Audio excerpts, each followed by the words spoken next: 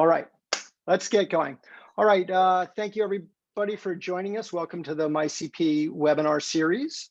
What we do is try to bring what we're doing in the CP Research Network to the community in a way that is consumable and understandable. And tonight we're going to talk about the new CPRN.org, quite literally the website, because it is big and I think it's valuable, and understanding how it came together, I think will help both community members and clinicians and researchers all understand the value that can be accessed there. So I'm joined by my co-host here, Michele Shusterman, who's got control over the sound controls, and we'll jump in along the way. So the plan is to give you a bit of an introduction to the new CP Research Network, since we did our merger with CP Now back in January, and then talk about some of the design challenges that we face with the new CPRN.org and how we went through planning that, and then really spend quite a bit of time demonstrating how you can navigate this and find it, because it's a very large website with a lot of valuable content.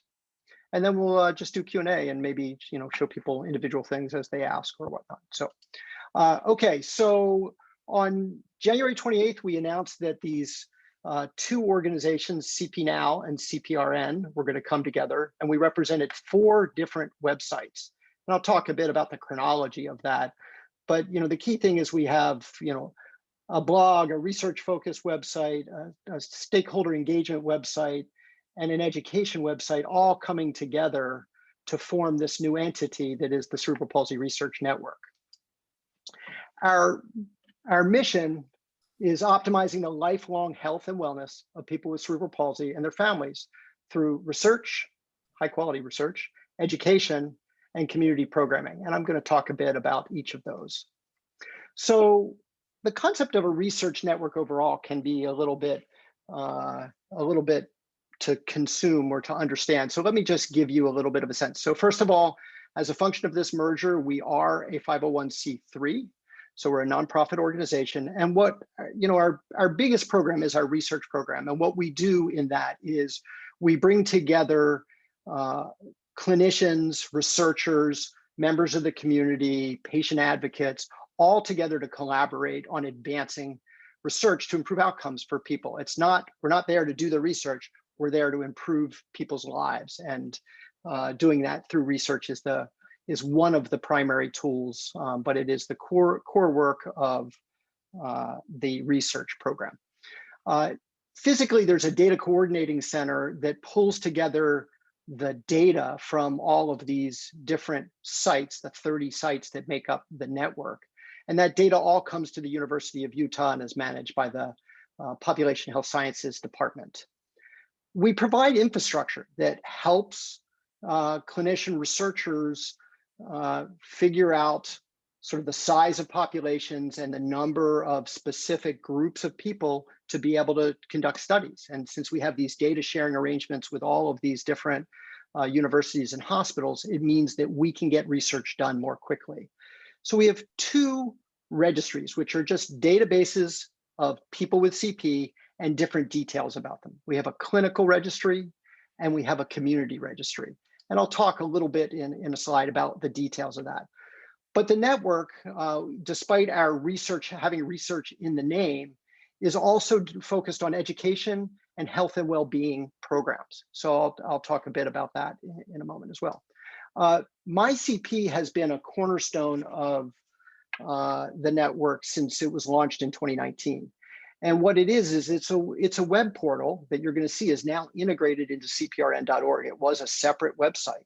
And it's for the extended CP community. And by that, I mean, it's not just for people with CP and their caregivers and relatives. It's also for clinicians and industry people, all being able to come together to prioritize research, participate in research, contribute to discussions, and we're starting to build tools to enhance care. And I'll talk a little bit about that as well. Anybody can sign up. I didn't update this slide. You can sign up at mycp.org, but if you go to mycp.org, it's just going to send you to CPRN. So I now realize I need to update this slide. So just to give you an idea of some of the data that the registries provide. So the clinical registry currently has 5,000 patients in it. So it's got more than is listed here. This is just a graph of a very important data point, which is a classification system for people with cerebral palsy. You may or may not know this one, GMFCS, or Gross Motor Function Classification System. And it's a way of kind of grouping people with CP into 5 levels based on their gross motor capabilities. You know, can they ambulate? Do they ambulate with assistance, or do they need a wheelchair? Do they need head support? And so this shows you the graph for all of our centers that are contributing data, and of our 30 centers, about 15 are contributing data right now. This shows you a graph of the gross motor, the GMFCS level for those 5,000 patients. And so you see this sort of U shape where we have a lot of GMFCS 1s and a lot of 4s and 5s. So it's pretty well distributed. This is not a population-based graph. So a population-based graph would sample the population in a way that you could project to the whole population of the United States.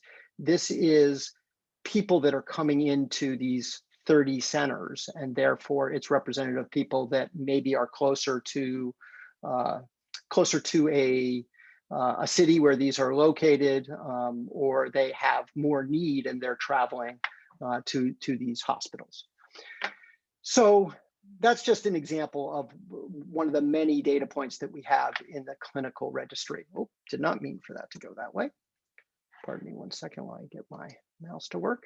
Okay, and then MyCP, actually, when I last looked at it, but when I hadn't, before I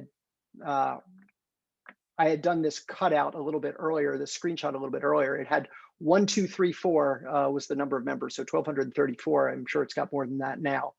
This shows you the distribution of the membership. As I said, it can have people with CP and their caregivers, advocates, providers, and others. And you can see sort of the breakdown is of who signed up to participate in MyCP. So you can see it's roughly 1,000 people from the community. And if you were to go and look on the MyCP pages, you'd see it's split roughly 50-50 between adults and parents. Okay, so as I mentioned, we have several programs, and we really have these 4 cornerstones of what the CP Research Network is. And first and foremost is community engagement. And so this picture here in the upper left is from when we ran a workshop in 2017 and a webinar series to get the community engaged in figuring out what were the priorities, what did people want to see being researched. And that's really set our agenda for what we're doing. So this is the group of about 45 people that met in Chicago in the summer of 2017. Then second is, oh, sorry, I'm having mouse problems. Second is our research and quality efforts.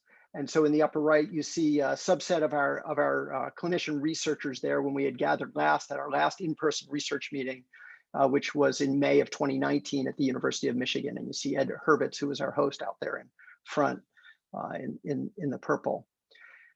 The third area is we're very focused on education, and that's both by providing physical books of booklets of useful information to people and online content. And so you see the Cerebral Palsy Toolkit, which was created by Michele, and for which she won an award, I think in 2016 or 2017 by the American Academy for Cerebral Palsy and Developmental Medicine for making a difference. So those are great resources that many clinicians give out as part of their clinic. Then there's the MyCP set of functionality that we're gonna be talking about a bit tonight when we demonstrate. And then we've got our health and well-being programs, which are really aimed at getting members of the community of all ages out, being physically active, which is so critical to health, and participating in sports and really helping with their overall wellness. So the network in terms of the sites is distributed across North America. We've got our one site up here in Canada that's working their way through at Sick Kids. All of the green pins are sites that are currently collecting data into the registry. The yellow pins are working on the sort of the technology end of it, because we integrate our clinical registry into the electronic medical record, so that the clinicians are interacting with you as a patient and data is going into the registry as a function of that. And the red pins are sites that are still working through some compliance issues, like doing the data sharing agreement that they need to do with us. And the blue pins are sites that have raised their hands and said, we want to join. So I fully expect that we'll be well over 30 sites by the end of this year. So as I said, we're here on the research side to accelerate research. This is our pipeline. So on the left, you see a funnel where we're trying to generate new concepts and develop them into protocols or grant applications. They get reviewed. They get put in for funding, or either internal or external funding, and then they get implemented, and then we publish from them. And then we try to take the findings and roll that back into the practice of what we do. So what you see here, the orange bubbles are our quality improvement efforts. And so what we're doing here is actually improving the care that's happening at the sites in real time. And these allow us to do a very quick turn of improvement. We do these cycles every 6 months where we're studying something and doing an improvement, and then studying the results, and then just constantly improving care and outcomes. And then all the blue bubbles are various studies that we've got either implemented or that we're planning. I am having slide challenges. Or that we're planning on, that we're planning on implementing. And then again, we're working, we've got about 9 publications. I can't even figure them all here in the hopper that are being developed to sort of share the results of our work. So let me turn to the meat of the presentation for this evening, which is to understand how we took these 4 web properties and brought them together to be a resource for the community. So I'm going to take you through a little bit of the history. Who are the audiences we're trying to serve? What were the design challenges, and what are the results of that process? So the history is in 2012, Michele Shusterman started the CP Daily Living blog. She had her daughter Lily, was born in 2007. And as she sort of struggled to find quality information for, caring for Lily, she started a blog and started to write about it. And she really is super passionate about this community overall, and having sort of evidence-based information available and accessible to the community and digestible by the community. I met Michele a few years after that, and we started working together. She's been involved with CPRN since it was founded, but we both founded organizations in 2015. The CP Research Network was founded coming out of an NIH workshop that happened in 2014. And CP Now was founded because Michele wanted to not just blog, but create these resources for the community. And so she founded CP Now, and she released the CP Toolkit. And it's, as I said, distributed by many, many clinicians as a great resource for parents of children with cerebral palsy.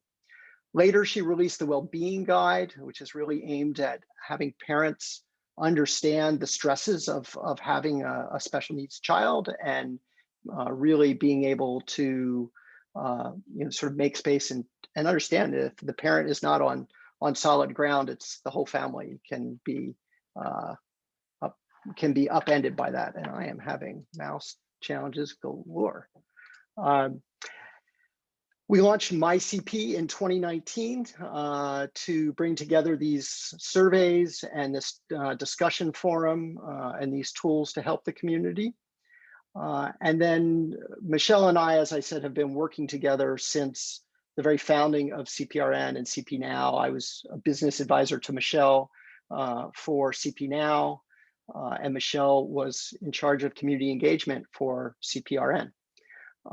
So we started talking about in 2020 that we should actually do a merger, and started planning it out, and we were able to actually execute that in the beginning of 2021.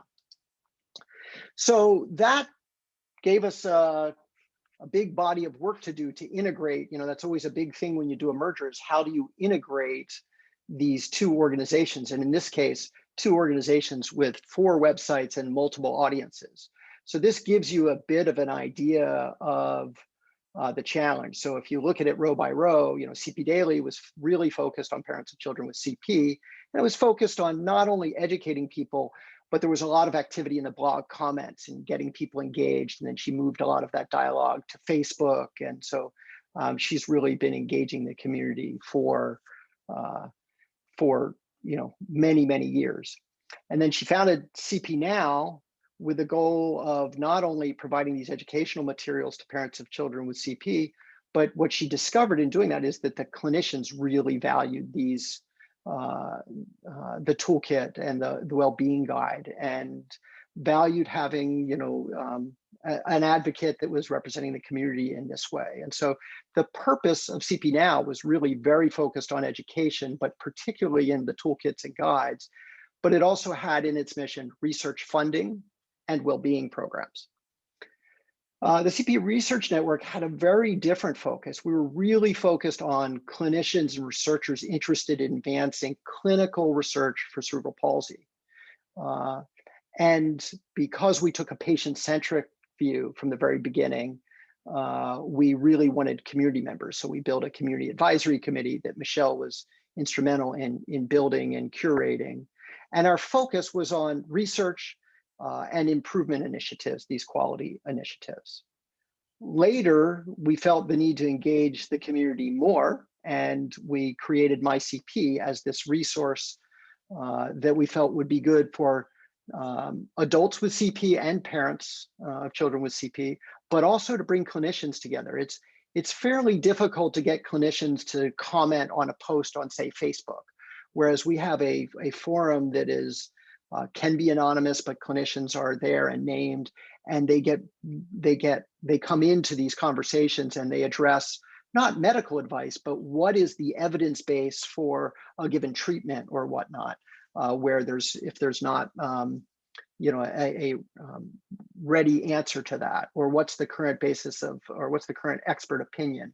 And it's a really valuable resource in that regard, in addition to allowing us to have discussions about research priorities. And its purpose was community engagement in research. So it's really intended to provide this access to our community registry, where parents of children and adults can participate in studies from their computer or their phone. So that's a lot of different sites with different audiences and some different purposes.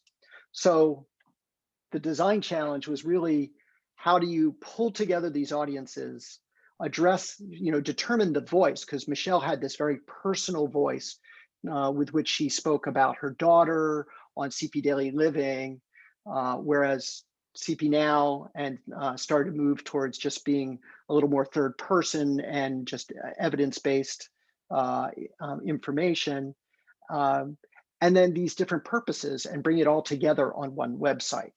And so I'm going to pause there before I go on to my next slide about how we dealt with some of this, and just see, I've said a lot. Michele, is there anything you want to add at this stage, or you want me to keep rolling? Surprisingly, no. Usually I have comments.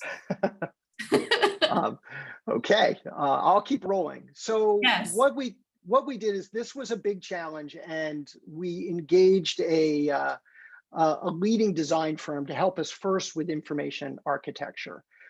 Like, how are we going to address all these audiences with all this information?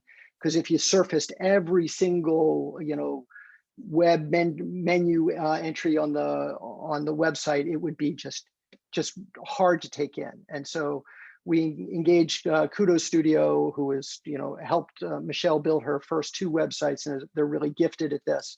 And so we went through this process, this iterative process, and this is just from this design tool that they use called Envision. And I'm not expecting you to see any of the details, but John, the owner and the lead of that, took all of our different missions and then did some synthesis and thought about the the audiences, and we would just sort of check in with him. And then he sort of laid out like he took all of the possible navigation, meaning all of the sort of menu entries you could have, and sort of looked at them and tried to come up with a way in which they would be organized. And then how would that lead to, how would that relate to MyCP? How would that relate to our homepage?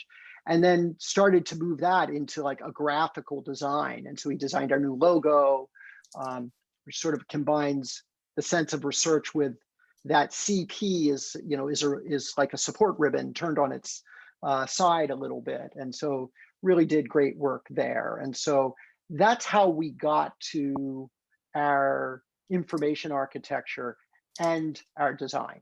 And so, the result of that is the new website. And I'm going to turn from this. It's intended to be very, emotive and supporting, but also provide a real wealth of information and great opportunities to engage. That is Michele's daughter, Lily. How old was Lily in that picture? Probably about 5 or 6. Yeah. I'm getting a question about one of our previous slides, and it's about our audience who were speak. Can you go back 2 slides? Sure. I think I've been having trouble with my mouse as I've demonstrated, but let me see if I can go back. There we go. Our audience. No, go forward 1. Okay. Yeah, we just said general audience. Okay, that helped me. So there was a question about who our audience is for the website in general, and I think we're going to get to answering some of these questions that I'm getting. So stay tuned, Amanda. Okay, so let me turn to a bit of demonstration. So I need to stop this share and share got a lot of screens open, so I got to see if I can get the right one.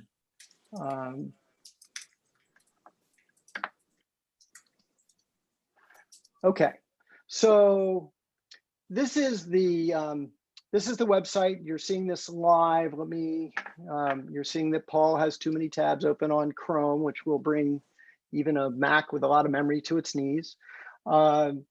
So I'm just going to walk you through a bit of this. I also want to bring up my notes for what I want to make sure I can show you. So, at the top, we have this secondary navigation that's got our tagline, which is we're trying to engage you all in research that you all have said matters. And of course, we are not for profit. So, we appreciate donations. We can take people to the blog. But you see, this is where MyCP is. So this whole website that was dedicated to a forum and to surveys and to some essential information is all embedded in this little drop down here. And when you're not logged in, it tells you can join, you can log in, you can't go to the forum, but if you click on that, it will take you to explanatory information about the forum, and it'll say sort of this is what you see in the mobile view. This is what the forum looks like online. And the forum is actually a 5th website that is managed, but we manage it sort of seamlessly for you. And similarly, if you go to surveys, it takes you to a page that gives you an overview of the surveys that are in the community registry right now. What is different, and you can see we're up to 1,241 members.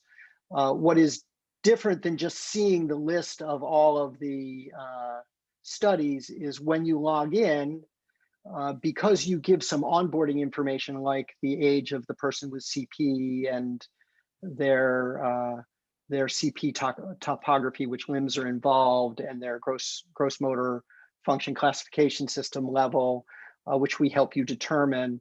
It then parses, it only gives you the surveys that are appropriate for you.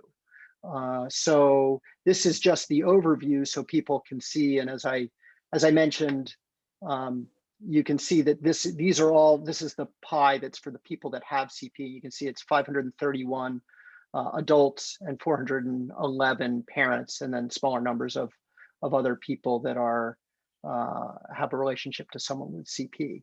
We have had some people ask us if parents are able to join if their children, adult children or younger children, are members of MyCP, and the answer is yes.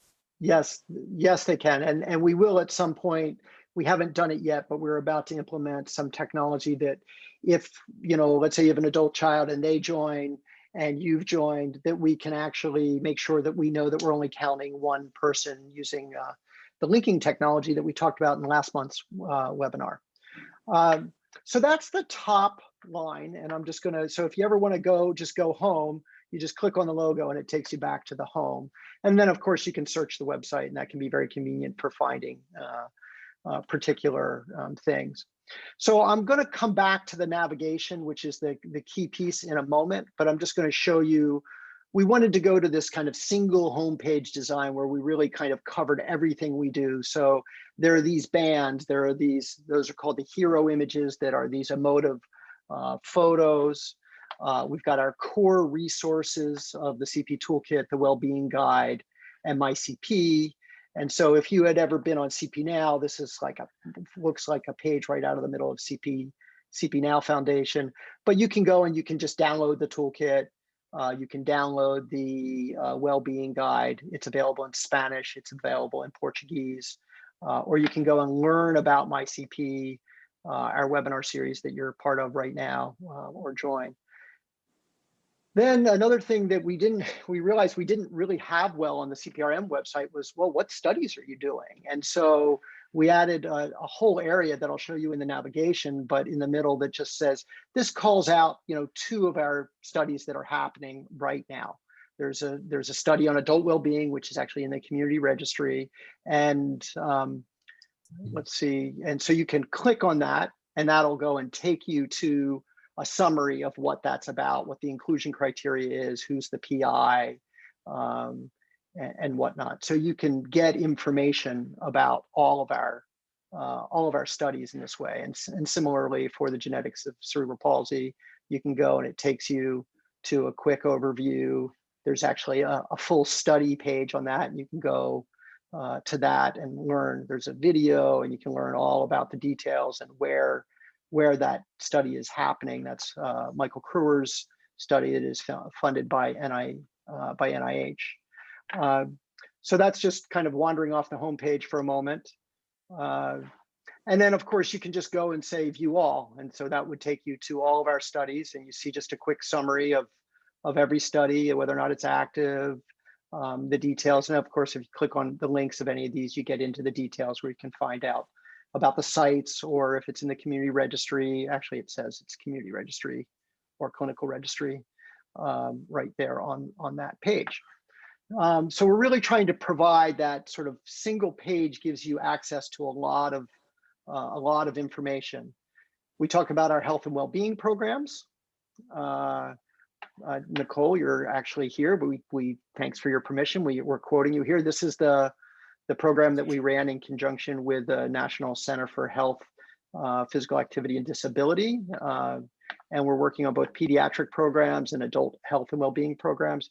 We're gonna have a really big announcement in the next week or so. So stay tuned. If you're not signed up for alerts, you can sign up right there and about 20 other spots. And then lastly, our blogs, and we're pretty active. We try to share news when news comes out about research studies or work that the network's doing fairly regularly.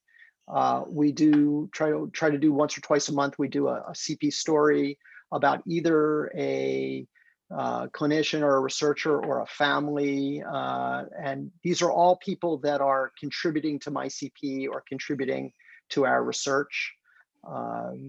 And you can actually sort of customize whether or not you get, you look at any or just some of these types of things. Some experiences from CP Daily Living, our research specific announcements if you're just curious about our research. And then our footer where you can sign up. You can donate, you can go to our shop and get CPRN swag. So that's sort of the top level view.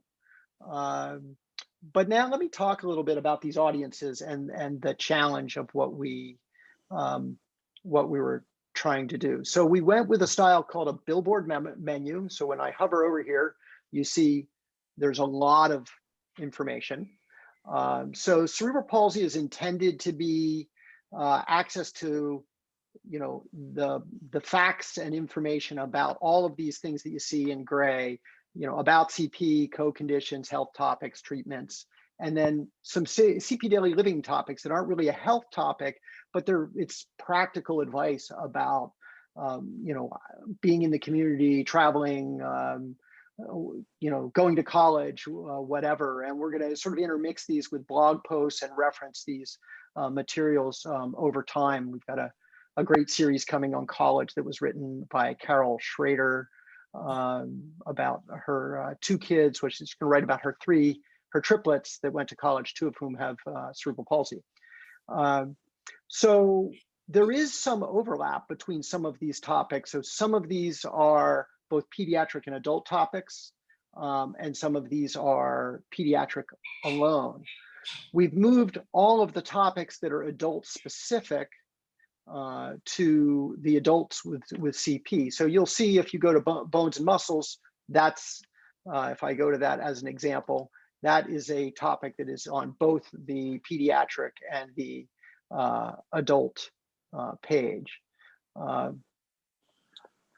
But pages like, if you look at employment, that's an adult only page. And one of the things you'll notice is we make a context shift here for what we do on the right-hand side. So we also present the most meaningful webinars about adults with CP for, you know, just overall, not specifically to this page, but adult-related items. So we have, you know, a number of topics. We're still filling in some things. There are things that we wanted to provide that we This is the most screaming we've had in a few days. Excellent. I wasn't, I don't know if that was a comment to me or an unmuted comment, Amber. I'm sorry.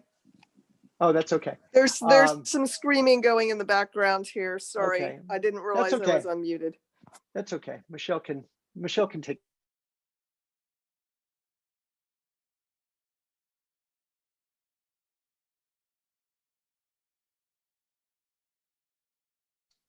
Okay, I'm back. I think you can hear me. Michele, can you nod if you can hear me? Yeah, I see Ralph's thumb up. Okay, great. So one of the things you'll note is that on the left-hand side, we have a physical, we have a picture of a physical resource. And Michele's gonna kill me for this, but she said, I'm gonna fill in that space there on the left for adults, because I think a lot of the adults would say there's really been a dearth of information about adults with CP. And so we've really tried hard to build valuable information into this, and we intend to build more. And we really welcome input. So for example, I will show you that the nutrition and eating one is that we have a fair amount of content in this, but we plan to have more, and so we're saying stay tuned and you can get notifications. So we have more to come. And so, but if you go to something like books and videos, it takes you to the for adults section of our books and videos page, and you can see we have a number of books that are an appropriate read for adults with CP. So now what you've covered is sort of the audience for parents of children with CP, adults with CP. This area here starts to span into that third audience, but it's really intended and written in many ways to be consumable by members of the community. So we describe our research agenda. This was what that group that was pictured produced. That's a publicly available paper about the research agenda for cerebral palsy. And one of the things we do is whenever we reference a document, if it's not behind a paywall, we link to it so that people can actually read the full document. And if it is behind a paywall, we just do a reference, and we're going to give people access to the abstract so that people know. I know it can be very frustrating when you go to a website and you and you click on something and you want to read that article, and it's going to cost you $10 or $40 to read the article, and that's we're trying to really avoid that frustration. So we basically give a lot of information about our research. We explain what we do. We explain Research CP. We share our publications. So we have 3 publications to date. All of these are open access, so people can click on them and read them. And then we talk about our studies. So these go to the same things that we went to off of the homepage, the overview of the studies, but we also describe our care improvement, our quality improvement that we're doing for adults, for adult care, for dystonia diagnosis, for hip surveillance, and for intrathecal baclofen pump infection. So these are 4 big efforts that we've got going on in the network to just improve care in real time, not from a research focus, but from a quality improvement focus, in addition to all of our research studies. And then just about everywhere, we give you a chance to either join MyCP, or if you're already a member, to log in, or to go off to the webinars. And this was one of our most popular pages on CPRN before. So you can go and see, we have the list of all the webinars that have happened. And if you click on these, you can go right off to the YouTube recording that we've got for all of them. So when people want to hear the details of one of these topics, they can dive in. And then we've got sort of the schedule of what's to come. Here we are tonight, and we're going to talk about our hip health next month, and just you see one a month, all intended to sort of bring what's going on in the network to you. So now this is this area where I say starts to cross over, because a lot of these topics are very interesting to people that are clinicians and wanting to see what the network's doing, considering joining the network. And that's really where we start to cross over then into the clinician and researcher audience. And so here we share our publication that's about our registry, how we built it, what sort of a baseline report from it. And then we talk about our resources, our 2 registries, how we work as a network. So, if you click on this, you'll see where I got the graphic that I was showing you earlier was from a Google map, and you can go and actually read who are the centers, who are the investigators that are the leaders. Number of people are involved from every center, but you can find out more about the underlying details of what was on this map. And then this really starts to get into, for people that are really interested in the registry. I was talking before we got started with Megan Munger, who's a PhD candidate and works at Gillette, and she was browsing around on the registry elements, and I reached out to her, and so she's looking at whether or not she can use the registry as part of her PhD dissertation, and we're really excited about that. So we're supporting that. She presented a concept. It was approved by the network. That's a little bit of a description of how you initiate a study and how you can join the network. These are our study groups, which is the basic unit for this big network that has 50, 60, 70 people involved in it. How people get together in smaller groups around study topics and to move different research questions or different areas of research forward.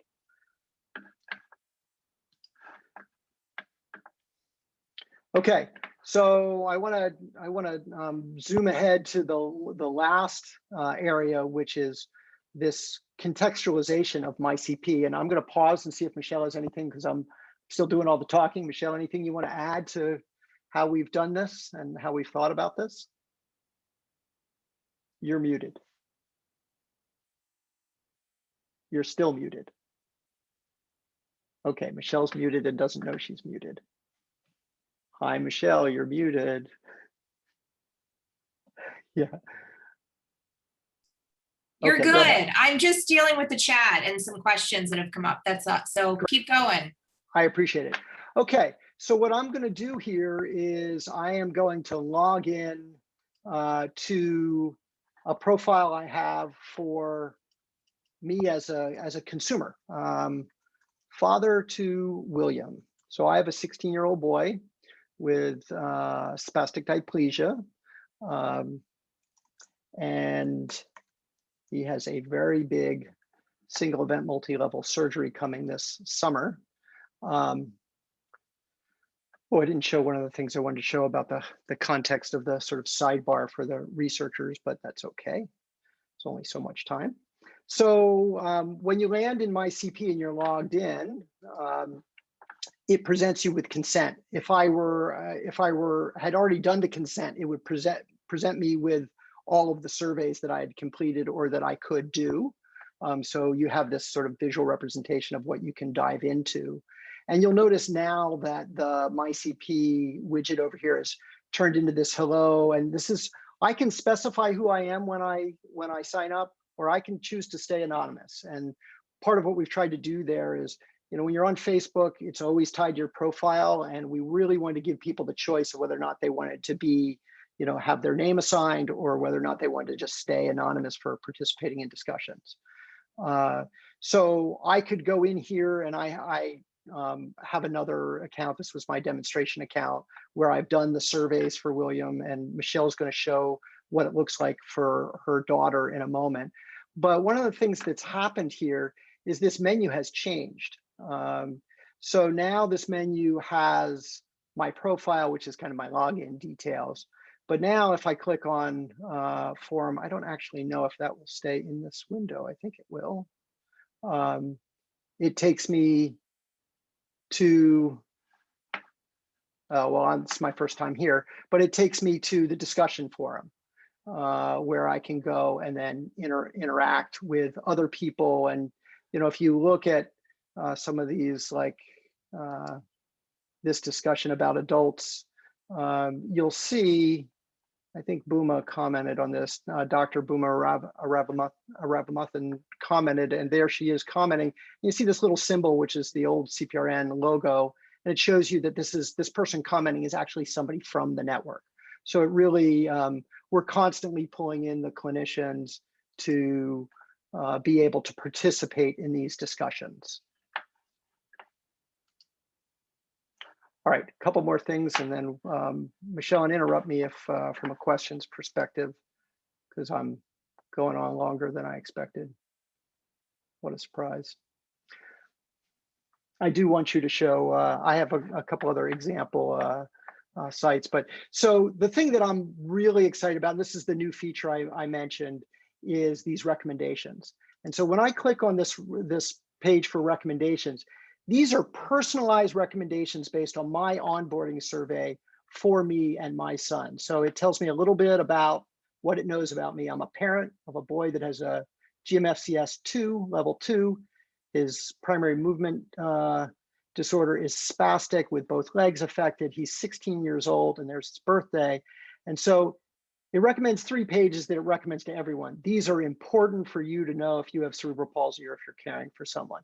But then it makes recommendations based on his age. So you should really start to work on healthcare transition at the time you're 14. This recommends that you go to this page on our website that is about things that about transitioning to adulthood, including healthcare transition, preparing for college, for employment. So it's really starting to help me very specifically with things I need. And then it goes further and looks at our books and recommends books based on who I am and who am I a caregiver or a person with CP, and does it know enough about my diagnosis to provide a specific book. So it recommends 3 books to me. So we're really excited. This is just the beginning of this feature. I'm gonna let Michele, actually, Michele, you want me to show one more before I put you on the spot? I can show the one for someone that is. Well, the timing, I've got Lily walking or coming in the door, rolling in the door. Okay, so I'll show another one real quick then, and you can and then if she's coming in the door now, you can show yours. Are you saying, I didn't know if you said you had to go.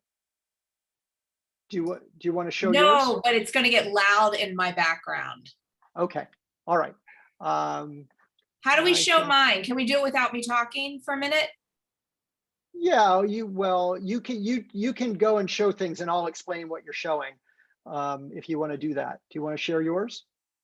I've got it pulled up. So yeah, let's Yeah, go try ahead it. and share. How do I take control? You just go down to share on the bottom. You click share.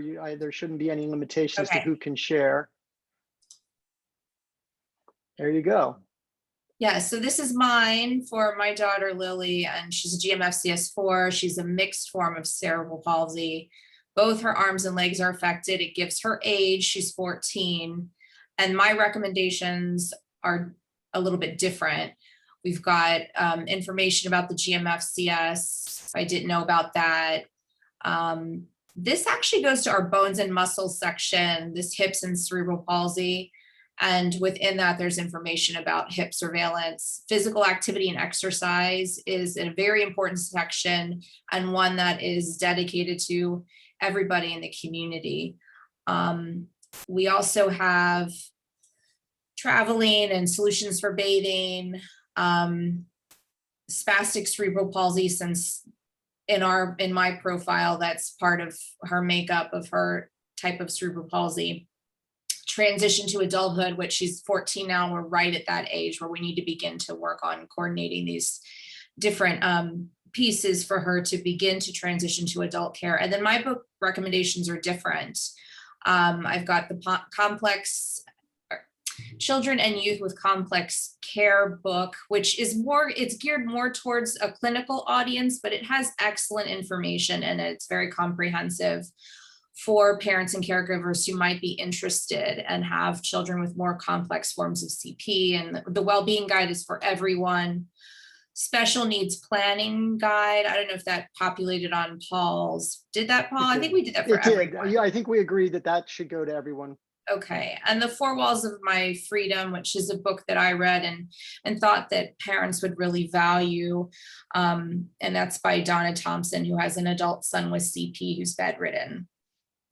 So we've tried to create a personalized list of resources or information that individuals will find helpful.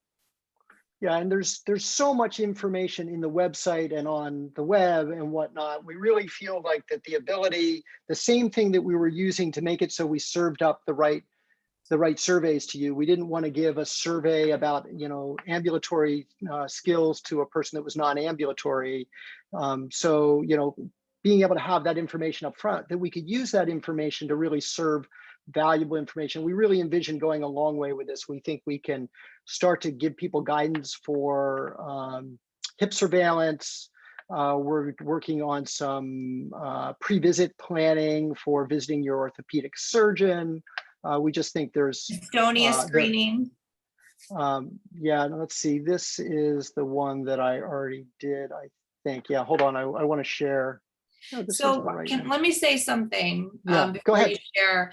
One thing that's very important and is always been very important to me is I want to be able to empower our community to have information that if a clinician is not presenting as relevant to them or isn't aware of a particular condition that might affect yourself as an adult or as a caregiver's child, that you're in a position where you can say to the clinician, hey, I'm aware that there's a particular issue, whether it's spinal stenosis, if somebody has early or late puberty, and you can ask the clinician about that, and you can have information that is thoughtful and easy to understand and gives you an opportunity to take charge of your own healthcare. So that is a lot of what's behind the information that is shared. It's information you can act upon and that you can understand.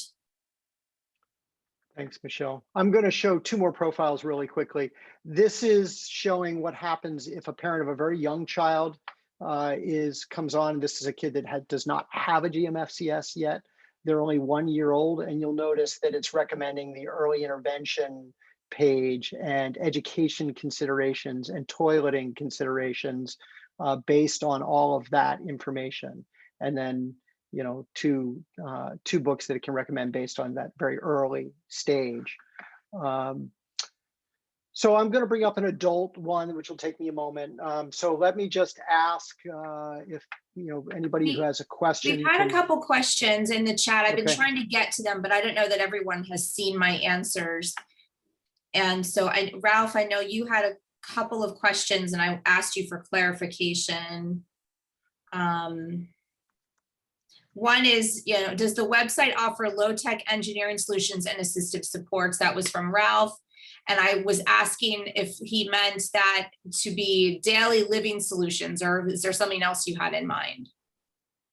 No, that's what I was talking about, those little local solutions that families need to get by, and things that don't actually make it into yes, literature, but they're important. They're practical solutions. And that's a lot of what the CP Daily Living site was founded upon, was what solutions did we come across that allowed us to live our life.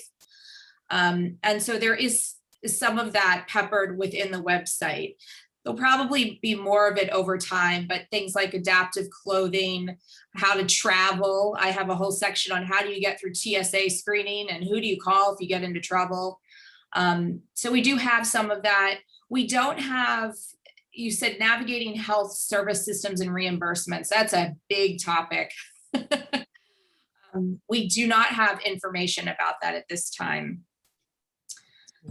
But it's a good thing to know for future. State too. Yeah.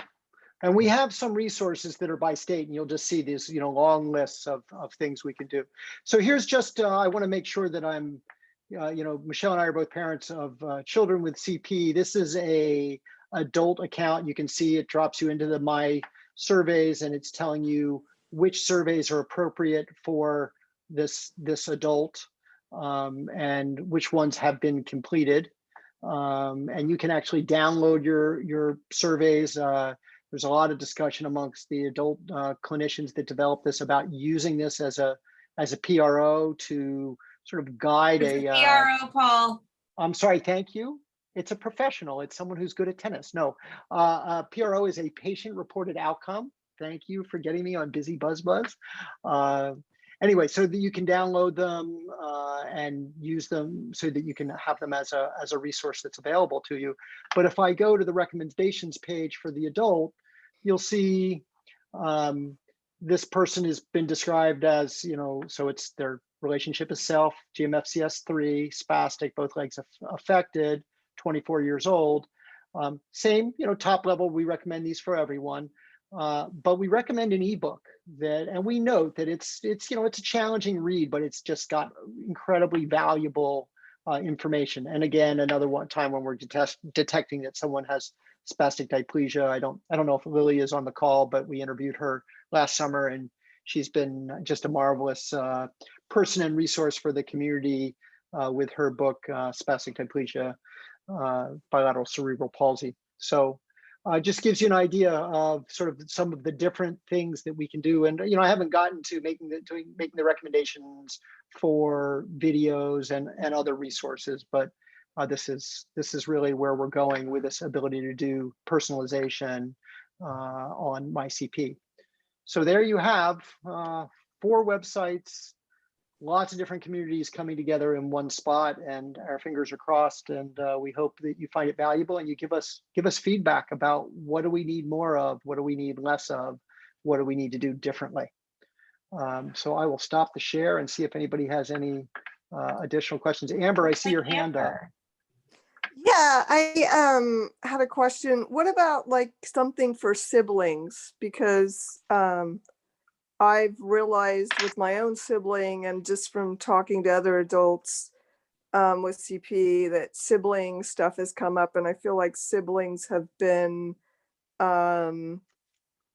not heard, I guess, in general for a long time. And maybe it's better now. I mean, I was born in the 70s, so, siblings certainly were not heard back then as far as, their siblings with CP. So I just think that would be another good topic.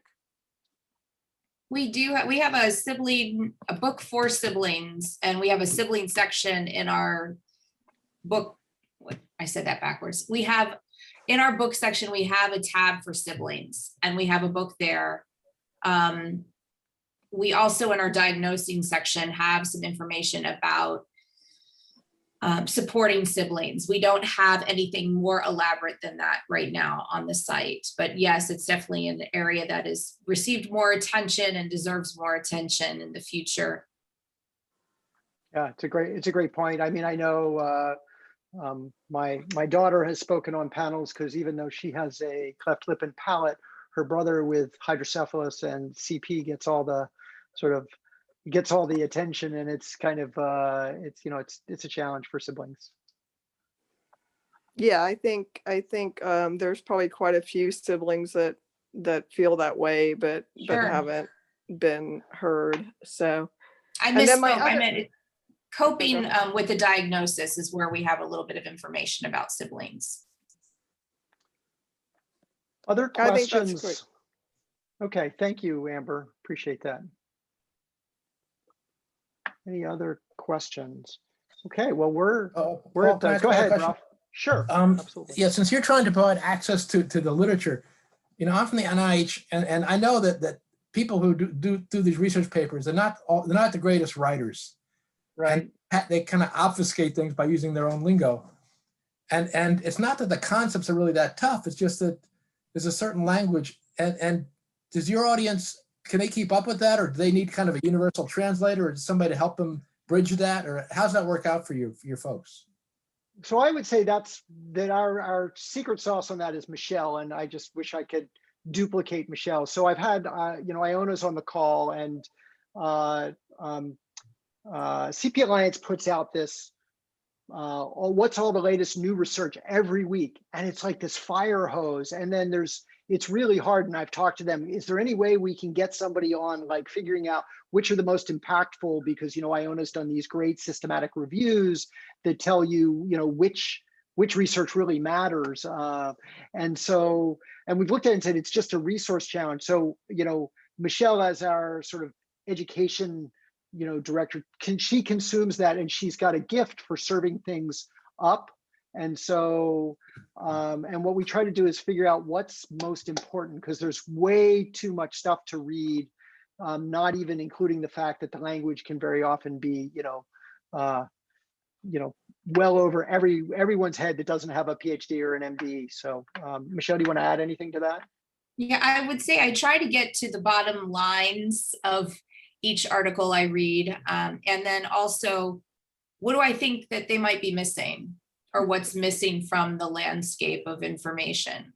So I do two things, and that hopefully gets our community an opportunity to remain aware of what's happening in terms of research. One of the things that's great for us is, because we have these 30 centers, we have this just wealth of people we can go out to and say, hey, can you, like, we've simplified this, did we miss it? So it's kind of like, Yes. I don't mean to say free expert editing, but free expert editing. But they're really passionate about the work that we're trying to do to make this more accessible. So I see two hands raised. I saw Kay first, and then you, Amanda, next. Are our current logins for MyCP still good? Yes. It should be, yeah. We moved I didn't talk about the back end of this. I've got my rocket scientist, Blair Cooper, who did all the database work to make it so the underlying databases that run these things could come together. So yeah, your login should work. And if it doesn't work, you should just be able to request a new password, but your account and all the history is all there. Great. Okay, next is Amanda Serafian. Hi, thank you. This is wonderful. I'm looking at the primary reason for joining MyCP, and I wear many hats. A caregiver for my sibling who's an adult with CP, who we really need to address his needs, clinician scientist, therapist, advocate. How do you join when you could check many boxes? I think the best thing you can do is decide what you want to do. I mean, you really only need to sign up as a caregiver if it's to participate in the research. And so what I would say is, you get limited right now. We can't conduct surveys of the clinical community on MyCP. We could add that in the future, but we can't do that. So I would say, if you think that the most value, because you can contribute to everything else if you sign up for anything else. So if you want to be like the sibling caregiver person and participate in research, I would sign up as that. And then I think you're in a, there's no place that you can't get access to after that. We do have some private places for clinicians to join in some private discussions. They're not heavily used, and I can actually add that capability to you if you just ping me. So yeah, so that's Great. how I would say to decide. Amber. Yes, the other thing I thought of was, what about topics for adults? I mean, other than the obvious like pain and aging, what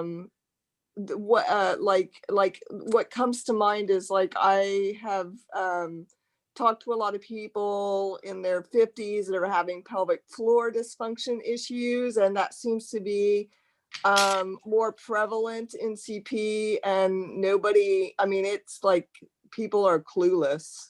Yeah, and we've been seeing some of that. So one of the things that's great about the MyCP forum is there's been some, I think people feel a little more free to be open about, health challenges and whatnot. So there's a lot of shared lived experience there.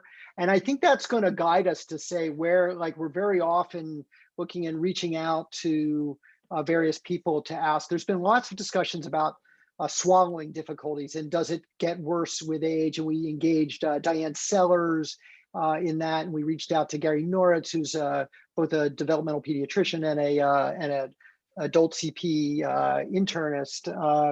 And so we really are trying to figure out where are the needs. And so that's a great topic. And I made a note. Yeah, and Michele made a note, as did I, and we'll compare notes and share them on Teams and keep making progress. So that's what we mean by, we're community centric. We're trying to figure out what does the community need, and then and make it available. Although I will say this, Amber, in a lot of cases for our adult community, these topics have little research right now. So if I put something up on our site, it may not have the answers that people are hoping for, but it'll at least provide the state of evidence. Right. Yeah, just to start somewhere, because Sure. it seems like, and I'm sure that's not the only thing. Like for instance, people that didn't have any GI issues when they were young, but then they have all these GI issues when they get old, or they have GI issues because of the pelvic floor issues. And, really the pelvic floor issues started with constipation as a Sure. baby, but nobody knew that, no professional knew that. And then, so parents are not made aware that is, that there's a higher possibility that could be an issue later on in life. Yep. So what you just said is a perfect illustration of the complexity of what we're doing, because if I cover a topic, I'm having to link back to all of these different sections where there's overlap. So just like you said, pelvic floor issues could be related to different topics. So it takes a lot of time to pull all of these pieces together and to understand, what do we know? And do we know anyone that understands the information that spans all of these disciplines? Right, also, that makes sense. Go ahead, Amber. That makes a lot of sense. I understand there's not a simple answer to it.